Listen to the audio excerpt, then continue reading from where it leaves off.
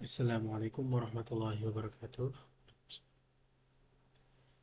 Jadi eh, dalam rekaman kali ini saya Adit Kasper itu dengan NIM 530 502 30025 akan menyampaikan salah satu materi yang dipelajari di dalam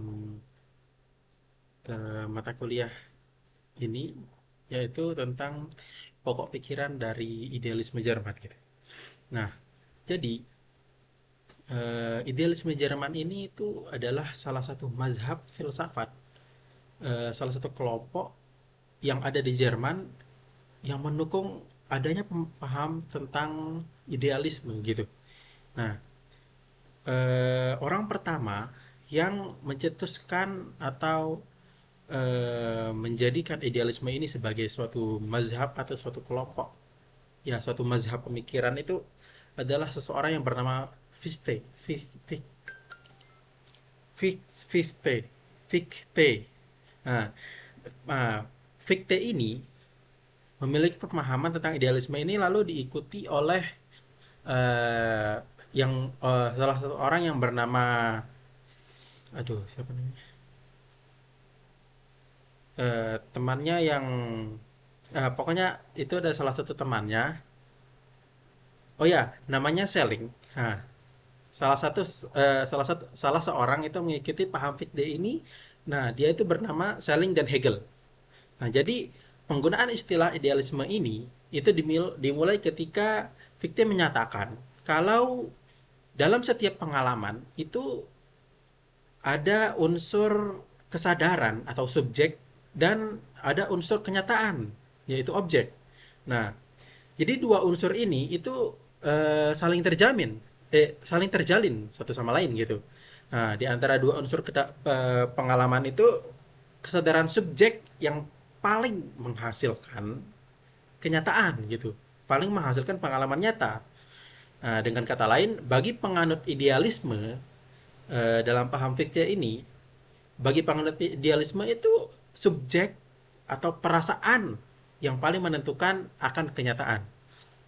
Nah, pokok eh, yang apa ya, permasalahan yang diutamakan atau sesuatu yang menyebabkan munculnya pemahaman tentang idealisme ini itu apa ya, karena ada usaha orang-orang Jerman untuk menyelamatkan filsafat yang berdasarkan itu budi pekerti gitu. Nah, lalu bagi idealisme Jerman ini, kalau manusia nggak mampu menangkap kesatuan atau keumuman universal secara universal dari kenyataan, jadi menurut pemahaman mereka itu, pemahamannya itu kenyataan yang selalu berubah-ubah gitu loh. Manusia terpaksa itu harus menyerahkan nasib atau hidupnya pada kenyataan-kenyataan di luar diri kita gitu. Jadi eh, bukan kita nggak bisa apa ya, mengatur dunia luar gitu. Jadi kita juga nggak bisa menentukan kehidupan kita itu sesuai kehendak kita sendiri gitu. Nah, jadi seperti apa ya? Nah, kalau menurut tiga paham tokoh di atas itu, kan tadi ada subjek, perasaan, objek, eh, realitas gitu. Terus yang satu lagi itu adalah menggabungkan keduanya. Nah, di antara tiga tokoh di atas itu, Fichte, Fischel, Fichte, Fichte, Hegel, dan Schelling. Nah, Fichte, Hegel, dan Schelling itu memiliki pendapat yang berbeda gitu. Jadi pendapat yang pertama itu dari Fichte sendiri yang mencetuskan paham idealisme. Pemahamannya Fichte ini disebut sebagai idealisme subjektif gitu. Karena Fichte ini lebih mementingkan subjek gitu. Oleh karena itu dia akan disebut sebagai idealisme subjektif. Sementara si Schelling si Schelling ini itu mengajarkan kalau alam itu ada di dalam ego dan ego ada di dalam alam. Nah, karena itu pemahamannya si Schelling ini itu disebut sebagai idealisme objektif, idealisme yang berdasarkan kenyataan gitu. Nah, lalu Hegel ini yang ketiga, ini menggabungkan keduanya ini yang disebut sebagai salah satu metode dialektik. Nah, metodenya itu ah, metodenya itu dialektik. Nah, yaitu suatu upaya untuk mendamaikan dua hal yang bertentangan. Nah, seperti yang tadi itu objektif dan subjektif. Nah, Hegel ini berusaha untuk mendamaikan dua ini. Sehingga filsafat dari si Hegel itu disebut sebagai idealisme mutlak. Nah, di dalamnya itu ada tiga tindakan, yaitu tesis, antitesis, sama sintesis. Nah, proses dialek dari si Hegel ini itu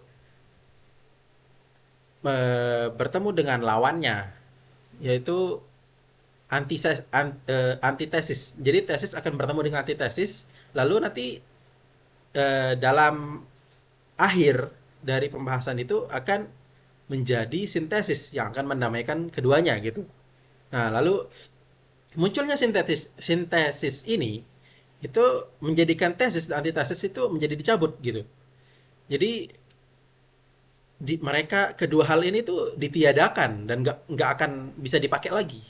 Nah, di samping itu juga berarti bahwa dengan munculnya sintesis, maka tesis dan antitesis itu eh, digabungkan dan menjadi sesuatu yang derajatnya lebih tinggi gitu.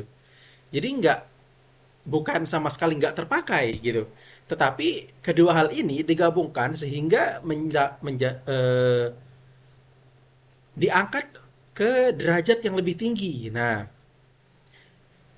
lalu eh, apa namanya? Eh, tentang metode dialektis ini, Hegel itu menggambarkan pemikirannya, terutama di bidang politik gitu kan, eh, terkait tentang tiga bentuk dari negara. Nah, yang pertama yaitu diktator. Nah, ini sebagai tesis. Nah, di sini tuh masyarakat itu diatur oleh pemimpin gitu. Jadi rakyat tuh nggak punya kebebasan gitu. Terus bentuk negara yang kedua itu adalah bentuk anarki. Nah, ini tuh sebagai antitesis. Yaitu negara ini tuh dibuat yang mana warga negaranya itu kebebasannya tuh nggak ada batasnya gitu. Terus karena nggak ada batasnya bagi para warga, itu kehidupan sosial dalam bermasyarakatnya itu bisa menjadi kacau balau. Nah, dari kedua bentuk negara yang tadi itu, dari negara anarki dan negara diktator, itu muncullah bentuk ketiga, yaitu demokrasi konstitusional sebagai sintesis pendamai antara dua hal ini gitu. Nah, dalam bentuk demokrasi, kebebasan setiap warga itu terjamin, tapi dibatasi oleh Undang-Undang Dasar. Nah, itu kalau di Indonesia dibatasi oleh Undang-Undang Dasar. Kalau di luar undang-undang gitu. Segala peraturan itu membatasi tingkah laku masyarakat, tapi tidak dibatasi dalam segala hal gitu. Masyarakat tetap memiliki kebebasan, cuman dibatasi saja dengan undang-undang tersebut gitu. Terus hidup masyarakat dalam demokrasi ini ya bisa terbilang sebagai memuaskan gitu. Bentuk bentuk diktator yang jadi tesis itu dan bentuk anarki yang menjadi antitesis itu eh, hilang gitu, nggak ada lagi. Nah, bukan berarti dua hal ini dihapus secara mutlak gitu, tapi dua hal ini digabungkan sehingga mendapat sistem yang bernama demokrasi ini gitu. Nah, jadi yang tadi diktator itu tesis, anarki itu antitesis, dan digabungkan menjadi sintesis yang bernama demokrasi. Nah, tapi hal positif dari bentuk diktator gitu ya, masyarakat yang teratur, dan kalau dalam positifnya anarki itu terjaminnya kebebasan, itu dimasukkan ke dalam sintesis ini, yaitu dimasukkan ke dalam demokrasi. Nah, begitulah pemikiran dari si Hegel ini gitu. Metode dialektiknya dia itu menyatukan antara pro dan kontra gitulah, istilahnya seperti itu gitu. Nah, para filsuf idealisme Jerman yang pada masa itu pada dasarnya berdiri di garis yang sama gitu, di strata yang sama. Yang dilakukan sama Fichte, Schelling, Hegel itu menghilangkan apa bahasa? Nah, menghilangkan yang disebut das Denken sich. Eh, das Denken an sich. Nah, das Denken an sich atau kenyataan pada dirinya, kenyataan objek luar yang nggak bisa diketahui salah satunya itu nggak diketahui gitu. Nah, proyek filsafat dari Hegel ini dirancang untuk menghapus wilayah yang dianggap nggak diketahui sama akal budi gitu. Terus metode filsafat yang dipakai sama Hegel ini itu eh, apa ya? Jadi Hegel ini bermaksud untuk menunjukkan kalau akhirnya nggak akan ada sesuatu yang asing bagi akal, dan nggak akan ada lagi disding ansih disding ansih itu ya nggak ada lagi gitu setelah melewati proses yang disebut sebagai metode dialektik itu. Ya metode itu mungkin bisa terbilang cukup panjang, menjadikan dua hal yang saling pro kontra menjadi suatu hal yang baru gitu. Jadi eh, kata terakhirnya itu what is real is rational, what is rational is real. Jadi apa yang nyata itu rasional, serta apa yang rasional itu nyata gitu. Ya, sekiranya cukup segitu saja karena pemahaman itu hanya terbatas karena kurangnya belajar, Bu. Jadi sekiranya hanya sebatas ini yang bisa saya berikan, dan mohon maaf kalau ada kesalahan di dalamnya gitu.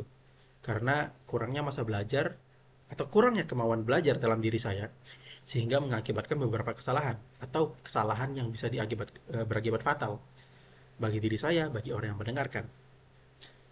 Berbijaklah dalam belajar, jangan hanya mengambil sisi yang kontra, tetapi ambil sisi yang pro juga, sehingga kita bisa